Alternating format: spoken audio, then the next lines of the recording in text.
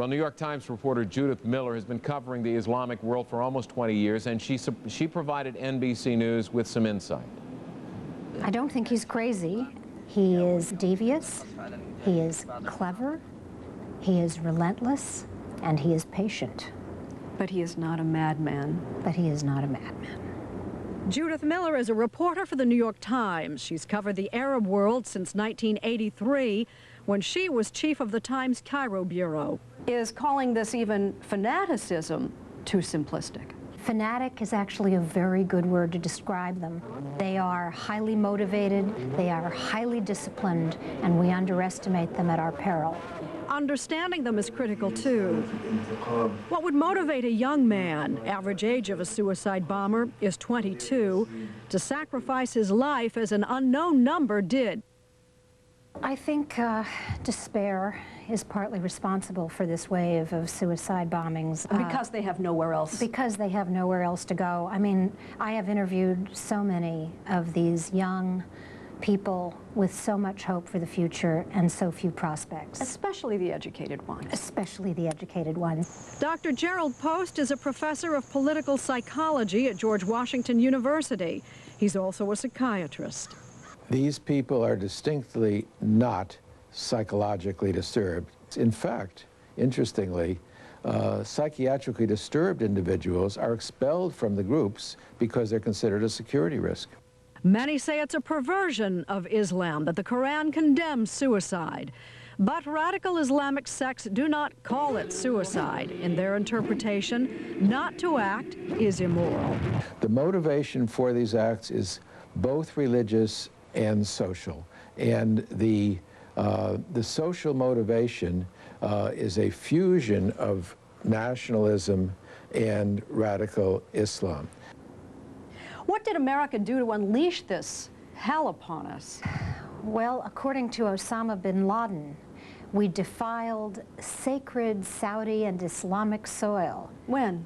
In 1990 and 91, when we sent American and international troops to defend his country against Iraqi soldiers. Just as the Soviets had defiled Islamic soil in Afghanistan in 1979. Financed in part by his money, the Mujahideen then drove the Soviets out. He needed an enemy. But he needed an enemy, precisely, and he also had an enemy because the Palestinian people were being, quote, oppressed, and it was the duty of all Muslims to come and rescue them, and the Arab countries were being, quote, oppressed by autocratic, horrible rulers whose rule he also wanted to terminate, and he felt that by mobilizing and training Arabs all over the world and Muslims from all over the world, he could accomplish this. Bin Laden and other radical factions of Islam frighten many in the Arab world too. They may not represent mainstream Muslims, but they are determined and well-financed. But Judith Miller argues that to persist in seeing them as crazy fanatics is dangerous. We have to get rid of this image of these people as kind of wild-eyed fanatics who are disorganized and can't get their act together. Why do we have to? I think if we don't discard these images and stereotypes, we will underestimate the enemy. What is it about the American psyche that may be undermining our own interests? I think sometimes any democracy is ill-equipped because we are open. That is our trademark. We are ill-equipped to fight people who are looking constantly for our weaknesses, for our vulnerabilities, for ways in which we can be hurt. Judith Miller covers bin Laden, weapons of mass destruction, and many other subjects for the New York Times. We just saw her in Jane's piece. Judy, good morning. Thanks for coming in. Good morning, Katie. Well, you know, there's so much to talk about with you, but first, Osama bin Laden and his followers. Obviously, highly trained, highly educated, very smart. You say they're not crazy. How can you say that? Well, I think people who are militant are not necessarily crazy. People who are extreme should not be considered off the charts because they are highly determined people. And it's too easy to dismiss people that we say are crazy. You say, as you told Jane, fanatic. is a much more appropriate word for them. Absolutely, and I never liked the term fundamentalists. Sometimes we used to hear that they were called Muslim fundamentalists. Well, that means somebody who wants to go back to the basics Who's a of purist. his religion. Exactly, and you know, that's not what these people are. They have a very perverse, embittered interpretation of their religion, one that is not shared by most Muslims. And anyone who does not share their view is basically... is an infidel, is a traitor to Islam, and they define who, if I can use this term, is kosher and who is not.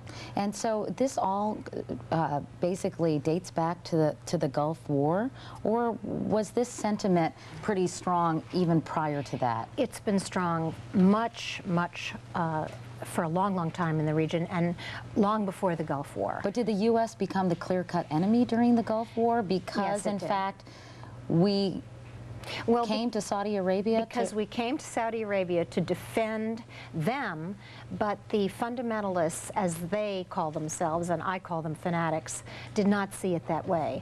They believed that the United States was there to prop up their, quote, corrupt regimes. They believed that the Egyptian government, the Saudi government, the governments that rule them, even though they claim to be Muslim governments, are actually infidel governments. They're not really Muslims, and so they want them overthrown, and they want the United States to leave the region. How many followers does this individual, Osama bin Laden, have? Or is there any way of determining that? It's very hard to determine, but we do know that some 5,000 people from all over the world passed through the training camps that he runs, that he personally finances and controls. But I think, Katie, it would be wrong to concentrate just on this one man. I think you have to look at the group of men, and by the way, it's always men, around him. These Egyptian militants, most of them, and Algerian militants, a few of them, are equally determined to wreak havoc and bloodshed on the United States. So certainly our troubles are not over if Osama bin Laden is dispensed of. Absolutely correct, and that's why I think it was very interesting that the administration said that it would be necessary not only to get the people who did this, but get the people who support them. And in that sense, he's referring not only to Osama bin Laden, but to the people who run the network, to the, quote, sleeper agents whom he has sent out all over the world. Who have infiltrated legitimate organizations, correct? Absolutely, we believe so, and that's what the FBI is looking for now in this country, and what our allies will soon be looking for. And the countries that host such people. Do they move around, though, like chess pieces? I know Andrea Mitchell a few days ago described him as the master of disguise, someone who moves from place to place. We understand that Bob Woodward said, I guess in the Washington Post, no one knows where he is right now, I believe. That's a difficult thing. It's a very difficult thing because I've traveled to Afghanistan, and it is one very large, sparsely populated country, and there are many, many places to hide. Tell me about the relationship between Osama bin Laden and the Taliban. First of all, we keep saying the Taliban, and there's so many people watching this who still don't understand, what is the Taliban? Well, I think they're kind of hard to explain unless you've seen them in action. They are a group of self-described students of Islam. These are people who emerged from the religious schools after the Soviet Union was expelled from their country, mostly by their fathers. And these were people who were determined to bring their sort of Islamic rule, a very fanatical Islamic rule, to their country. Are they in charge of Afghanistan? They are in charge of 90% of it. There's a small sliver in the northern part of the country which they do not control. And of course, I was going to say, their zealous nature has surfaced in terms of their treatment of women in Afghanistan, which has gotten a lot of attention in this country. Women are not allowed to leave their homes. The punishment that is given out for various infractions is just unbelievable. Well, I think, Katie, this comes in waves. When I was there last fall, women, you were in the market, you did see them, but they're totally covered. You never see their faces. They wear something called a burqa. They cannot work. if you're a little girl, you cannot be educated, and this, by the way, is totally contrary to Islamic tenets. It's just not part of Islam, but that's their interpretation of it. So, Judy, what is the relationship between the Taliban and Osama bin Laden and his followers? I think that the Taliban owe Osama bin Laden big time because he has helped finance their regime. Where does he get all this money, by the way? Oh, he's from one of the wealthiest families in Saudi Arabia. When his father died in 1968, he inherited $300 million just of his own. He's one of some 20 sons of one of the wealthiest, best-connected families in the kingdom. So this man has money. So he's been giving it to the Taliban, helping to finance their efforts. Absolutely. And they owe him. Plus, there's an ideological affinity. They have the same views. And for the Afghans who really do believe in this concept of, quote, hospitality, and a guest is sacred and you must lay down your life to protect your guest, it's going to be very hard for Mullah Omar, who is the blind young sheikh, one-eyed sheikh who leads them, to turn over his guest. Plus, as I said, they're turning over their meal ticket. I hate to leave things on a very frightening note, but I know you've just written a book called Germs about bioterrorism. Yes. Tell me about the Taliban and Osama bin Laden and his followers in terms of their nuclear capability or their capabilities to produce and deliver chemical and biological weapons. Well, I think this is what scares me the most, and it's the reason that I was so determined to write this book and write about them.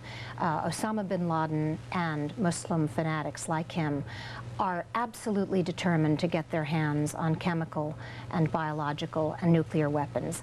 Biological weapons in particular are terrifying, and when I was in Afghanistan, I tried to visit a camp where he and his followers have been experimenting with chemical and biological agents, and the United States knows that because it has seen pictures of dead animals lying around these camps, which have presumably been poisoned or filled with chemicals, to see what will happen to them.